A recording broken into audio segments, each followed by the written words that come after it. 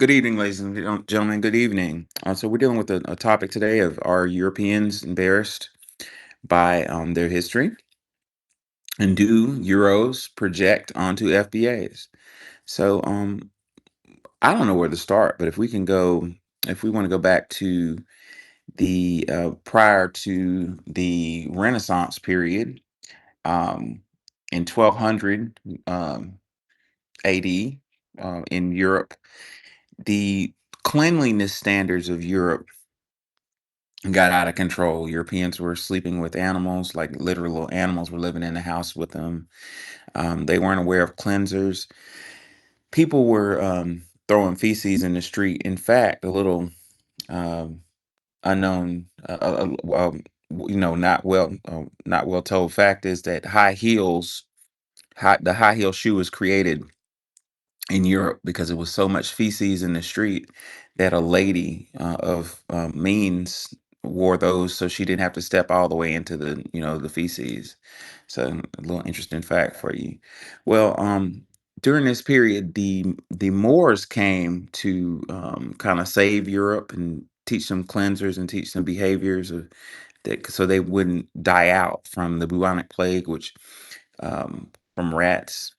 Well, this is not a history that is very advertised. When you hear about European history, you hear about civilized, behavior and very classy elegance, but that's not necessarily the truth.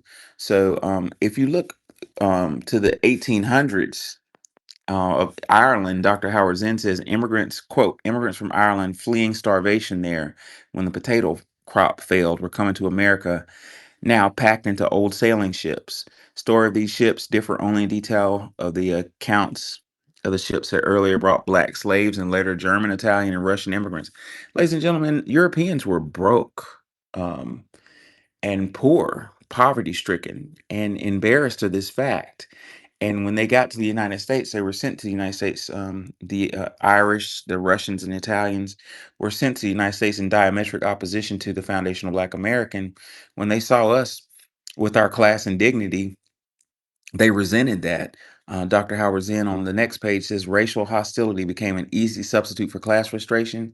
A lot of the ways that they act towards us is a projection of their culture. This was never our culture. Culture. What are your thoughts, Bonnie? Oh, yes, the way that they act is a projection. Excuse the noise. When I was thinking of how they are living under the black gaze, we don't think that we have a gaze, but we do, because when they had this step dancing tour that went on, I forget, it was quite a while ago, and the name of the star of the show was called Michael Flatley. And he was doing amazing step dancing. I mean, it was like, excellent. And they thought, the dominant society thought that we were looking at that and laughing, because you've got people like Michael Jackson around, you've got all of these, choreographers um, in our history. We have a long history of dance, and they thought we were laughing at that. And so, to get out ahead of it, what they did was they started making fun of it on Saturday Night Live. Everything was a Michael Flatley joke. And it's like, once when they do have some culture or like an inspiration to do something, or a revival, in that case, it's a revival of an old dance that they used to do, and they just modernized it and went on tour. And it was a really good form of dance. And it has, roots. It actually looks like tap dancing with no hand movements, but that's another story. We'll get into why it looks like that. But that's not the point. It is their dance, their form of dance, and I don't take that away from them. But they were too embarrassed to do it. They thought we were laughing at it, and we weren't. We weren't paying attention. We were looking at the foot movements and saying, "Yeah, that's pretty good." And we weren't making fun of it, but they were, and they ran them out of town on a rail. Usually you'll see them still doing it over in Ireland, but that's an example. Another person that they ran out of town on a rail was Barry Manilow, That's a long time ago. Same thing. He had a bunch of hits. He was corny. I wasn't listening to Barry Manilow. I wasn't getting down busting moves to Barry Manilow. But they were looking at him like we're viewing him as corny. And therefore, they started to make all these comments and make a Barry Manilow joke at the end of everything.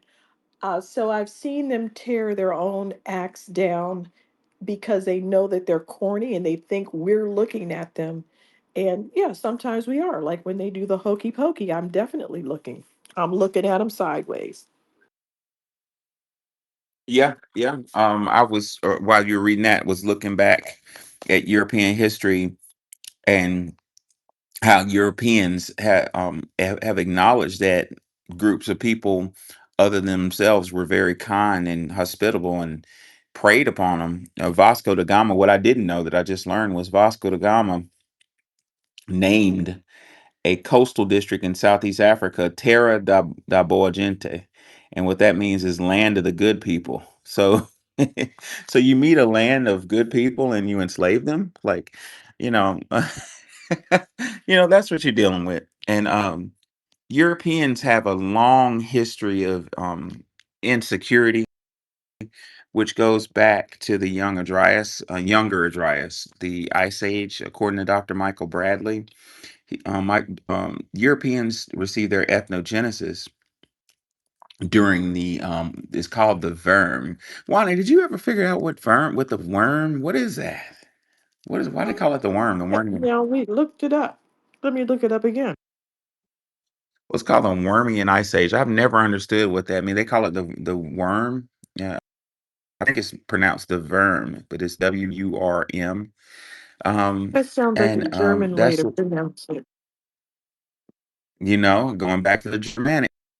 So there it is, right there. The origins of the European originated Germanic roots. You're Um, breaking up. Um, oh, I was like, it says, you're breaking up. It says the Permian Ice Age is a misnomer. There's no known geologic period or ice age named Permian in scientific record. So, who's talking about this? Dr. Michael Bradley. Hmm, that's weird. I've read it in several different places. So is AI trying to lie about the worm now? I don't know. I heard it before, so I don't understand Yeah, it. yeah. They trying to cover that up now. Oh Lord, don't let them find out about the vermin. We're hot on the trail, and they're trying to cover it up. But back to the point is Europeans kept coming out the wormy and ice age was a time where food was not readily available. Um, and shelter was not readily available. It was freezing cold. There was a lot of insecurity during that period, and that insecurity became a part of their culture, and that insecurity is projected onto other people. So you see, it's not us that's insecure, it's the blacks. You see, it's the blacks. If you notice, it's been a need to kind of label somebody as the bad guy. It's all a projection. Dr. Michael Bradley says, quote, when Europeans began to seriously to expand in the middle of the 15th century, they immediately came into contact with peoples with whom they could enslave. In Europe, as elsewhere at this time, slavery was accepted. If limited practice had always been so, the practice was limited because of the scarcity of material. Europeans operated in scarcity because of that Wormian Ice Age. It was not much around simply. And when they found a group of people to exploit, they took heed to it, but to hide their history, to find out from being to keep from being discovered of who they were, they projected their image upon the other people. So what I'm trying to say, ladies and gentlemen, is this image of the thug. What I'm saying, the thugged out young black male um, is really the image of the European, during their during their time in Europe. It could be the image of the Irish during the potato famine, you know. But they, in order to, it's something metaphysical about that, really. Like, I'm gonna give you my identity so I can take on another identity, you know. But that's where it all goes back to embarrassment on a deep level. What you got, Captain? Hey, Captain. Oh, what's going on? What's going on, guys? My bad, my bad, my bad. Just so are Euros embarrassed by the history? Yeah, they are. They're some culture vultures, man. They ain't really make shit. So yeah, they embarrassed. Man, we built all this shit. We did. And we have the documents to prove it. I mean, we're not even the ones putting out the articles that said, 10 magnificent buildings that slaves built. I wish they'd stop saying that the enslaved people were not slaves. That's not our personality. We're human beings that were enslaved. So I just say enslaved. Anyway, they'll mention it. They'll have these articles of, 50,000 inventions at peak times that got us here and there. They'll say it in an article. They'll do a whole study on it, and they'll make all kind of research on it. They'll make research about how great Black fathers are. They'll make research about all these things, but then you have the propaganda that always wins. In the meantime, the word thug comes from the Thuggee who operated in India, and they killed millions of people. They're organized criminals, and I mean, they were just, they were sacrificing these people to a goddess, Shiva, for no reason. And they were all different religions: Muslim, Hindu, and Sikh, all getting together to sacrifice people, but also rob the crap out of them. Um, Strange people, but when they were colonized, kinda, the British were like, wait a minute, we can't have you running around killing everybody. So they put them out of business, but they had been murdering people that were coming through India, transporting goods since the 1300s. From the 1300s to the 1800s, they were mugging and robbing and killing people with their little yellow sashes. Um, and you can see pictures of them with the sash on, the Thuggy, Thuggee, and they wear a yellow sash. Those are the original thugs, and I tell you, they have not stopped. Very, very highly criminalized people over in that land on every level, and we get conned by them all the time in this country just on the phone.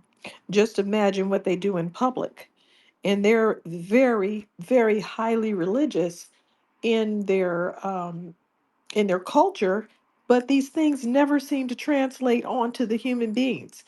The most religious people are the most bloodthirsty.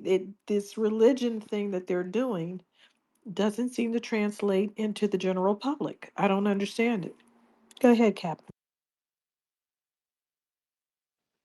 Okay, so I want to go back to you know, who was all in Tariq Nasheed's space yesterday? You was in there, right, Wani and Nikki?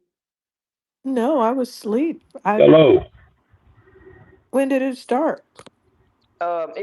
It was. Anybody there?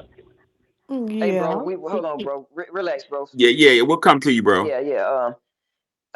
I wanted to give some feedback because I'm looking at it right now because I got some documents in my possession right now to refer to. They are embarrassed of their culture and shit like that because they ain't really inventing us. So us black people, we really invented. I'm about to give a couple of names. You know, so James S. Adams, black man, invented aeroplane propelling. Alexander Ashby, biscuit cutter. Leonard C. Bailey, Did you folding say bed. biscuit cutter? Yeah, We we. calculated the I got moon a landing. We can't keep doing the low grade inventions. no, no, no, no, no, We no. literally I got a calculated the long. moon No, landing. I got like a long list of shit. We Okay, so can't I'm not gonna give names. So okay, we invented we propelling. can't read it. So we've invented what the fucking propeller for the airplanes, folding beds, coin changer, rotary engine, car coupler, letterbox, stainless steel pads, torpedo discharger, disposable syringe, home security system, corn planter, cotton planter, ironing board, street sweepers. You know what I'm saying? Just shit like that. Lawnmower, the typewriter, which is fucking. You know what I'm saying? The shit we still use today, just fucking keyboard now. Uh, Let me see. The elevator, traffic lights. Come on, man. We just made we basically built all this shit. You know what I'm saying? And it's just some more like what airship, the fucking blimp. Come on, we ain't but Well, shit ain't this shit. we have Yes. We matter of 50,000 fact, patents in a we short period of time. So yeah, yeah. we can't read them all.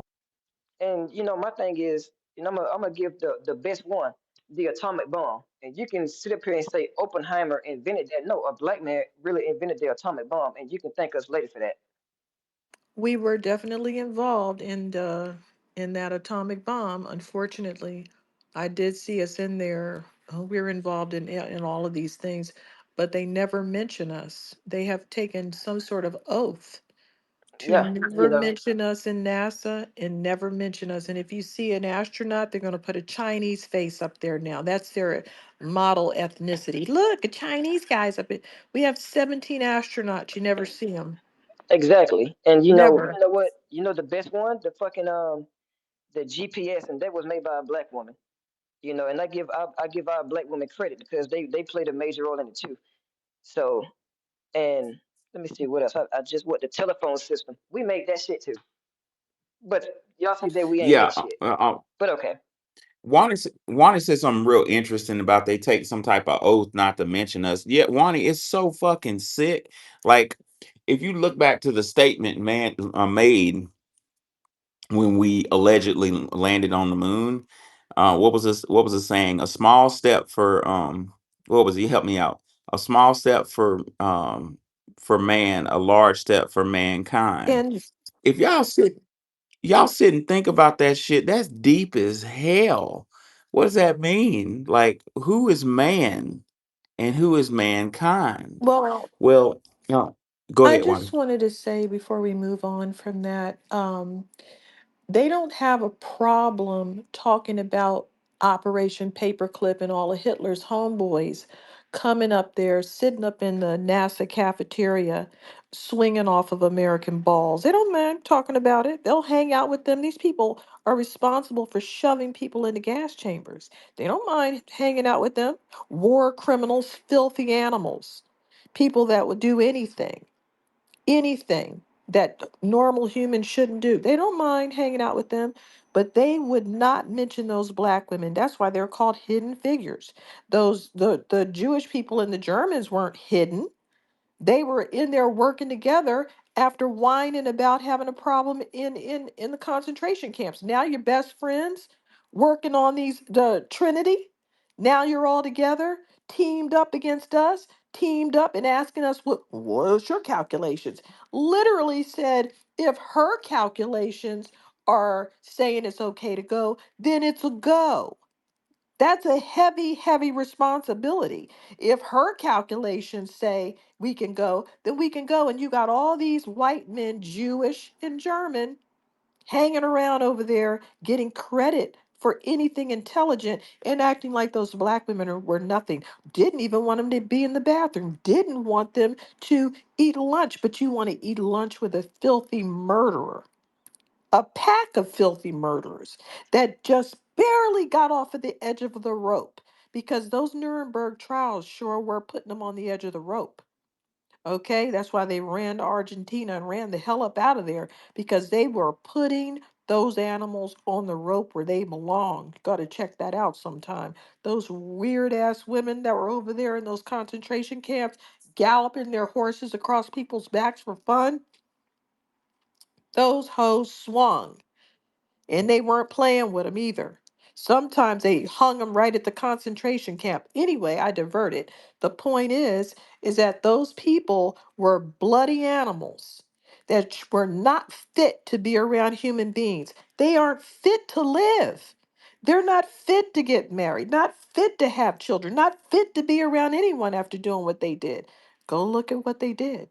It's a hot mess what they did. It was a horrible, horrible crime that they should cover up forever.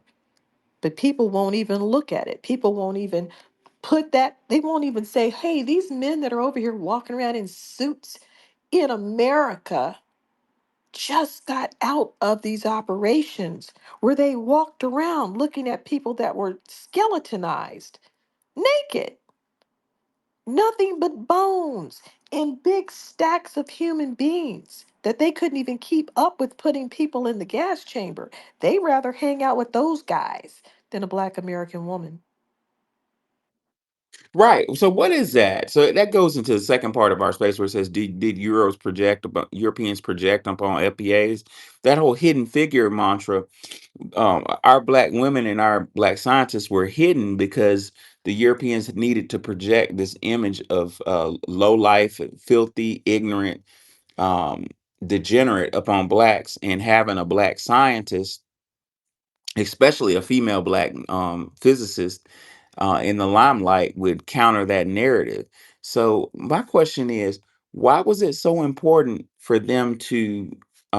Why do you think they took that? Because I think you're right. I think some type of oath is taken where they say, no, no, no, we're never going to let um, blacks e- uh, exist in popularity who are doing things counter to our narrative. We're not going to let people see blacks as physicists, rocket scientists, deep thinkers. So, do you think this is like some type of secret society type of Yes, I oath? do.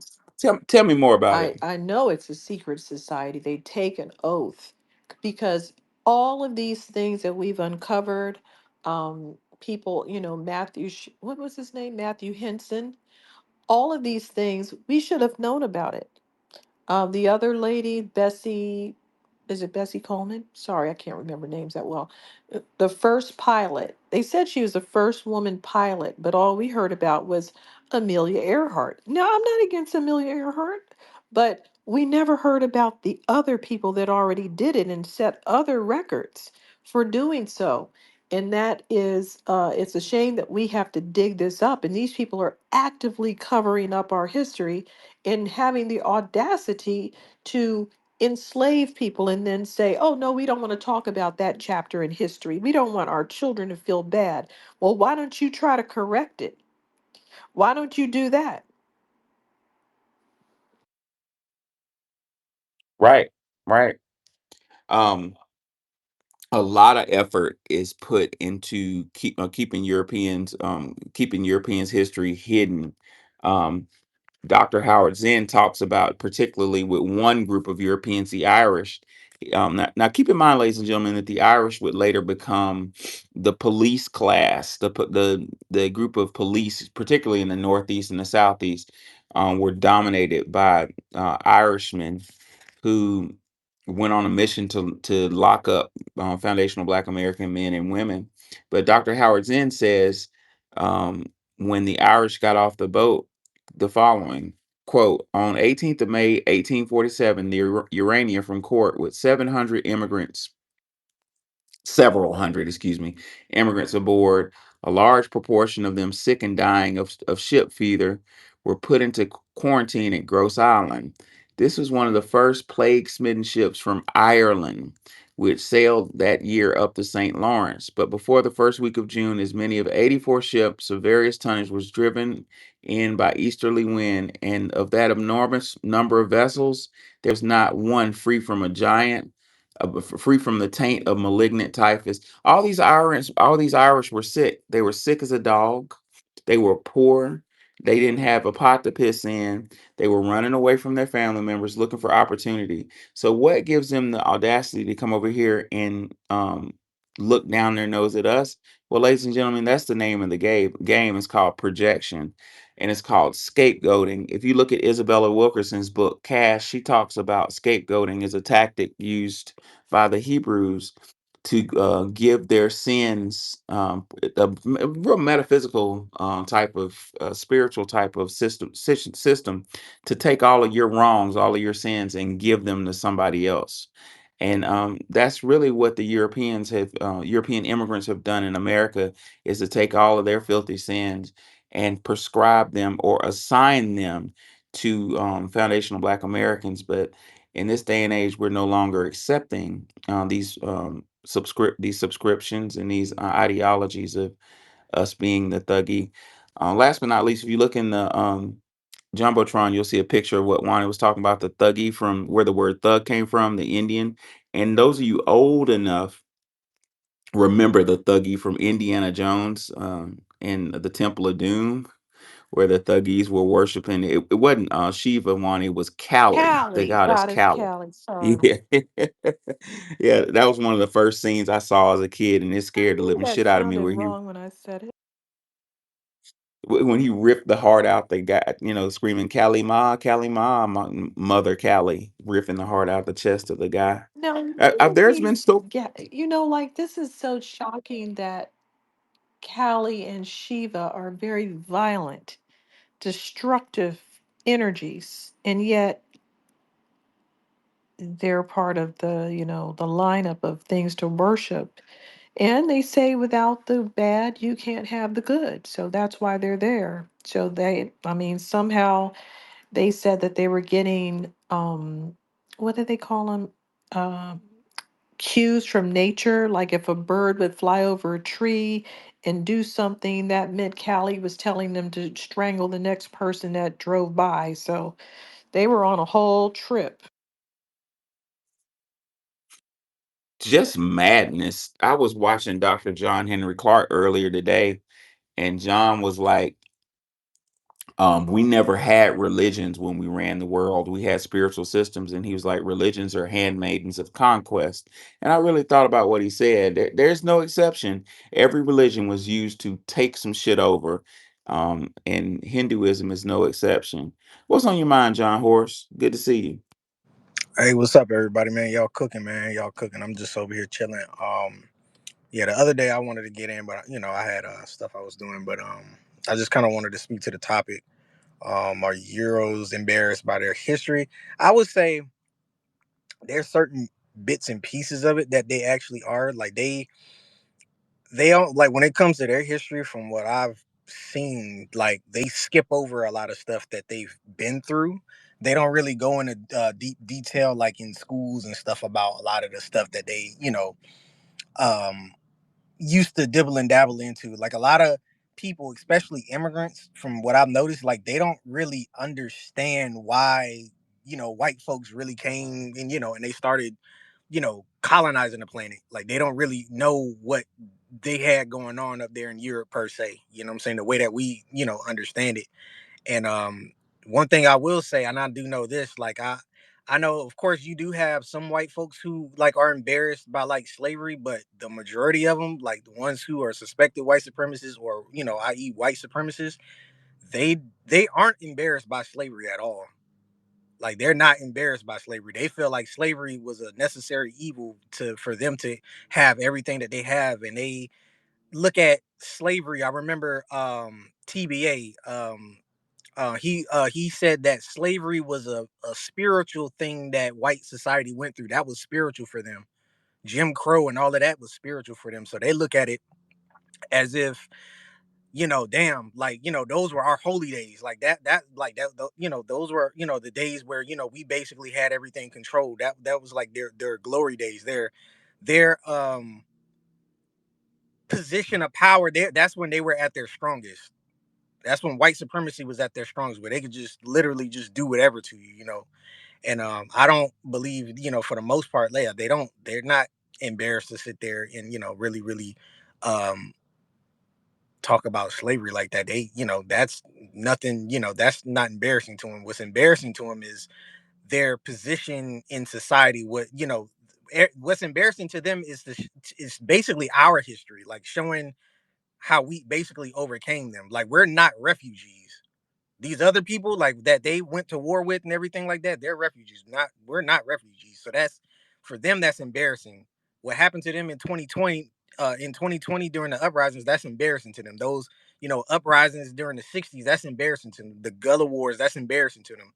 1526, that's embarrassing to them. You know. Basically, even 1804, that's embarrassing to them. Them getting their ass whipped by people who basically naked and they didn't own, didn't have anything and they beat them. That's embarrassing to them. So I'll say, they pick and choose what they want to talk about when it comes to their history. They don't really go into deep detail about, even when it comes to the Roman Empire. And I always say that they basically modeled, the United States after the Roman Empire. Everything is falling in the same exact way that the Roman Empire fell and went into a decline. But they don't like going into detail about, how, it was basically another, European tribe that basically sacked them and got rid of them, and defeated the Roman Empire. So they don't like talking about that, because that's what they used to do to the Germanics during that time is the same shit they basically doing to us. So they don't like talking about that, because that's gonna give us, ideas. So I'll just say that you really have to really look into history. They pick and choose what they want you to know. So, what I'm saying, always have your eyes open, and always, you do your research, what I'm saying? Like, understand, like, even what Michael Jackson said, the history books is all lies. All of it's all lies. So, you know, I'll just land there for now. Now, John, I wanted to ask you, what do you think about them being embarrassed about their culture? Like when they have a traditional dance. I noticed that people around the world, when you go to visit them, they all show you a traditional dance or some musical thing or some artistic thing. And some of it's really interesting, like tuba throat singing, where they can sing in harmony. Um, I can't do that. And they do have some interesting things, but for the most part, and especially in China, I noticed that it's kind of repetitive.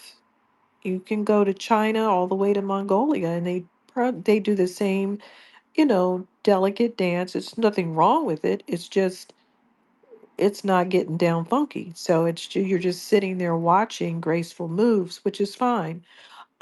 Same thing in Africa. Same thing. One drum circle looks like another one at a point. And the dances seem similar, not exactly, but some are up and down and some are different directions. Some are a lot of jumping.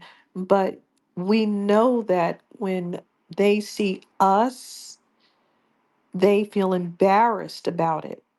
And that includes the European. They feel embarrassed about their step dancing, which I don't think they should, but they do, and they know it's not considered cool to us, and so they are all under the black gaze. In turn, we don't think we have a black gaze, but we do. We don't think that we side eye people and it matters, but god damn it, we do. We side eye people.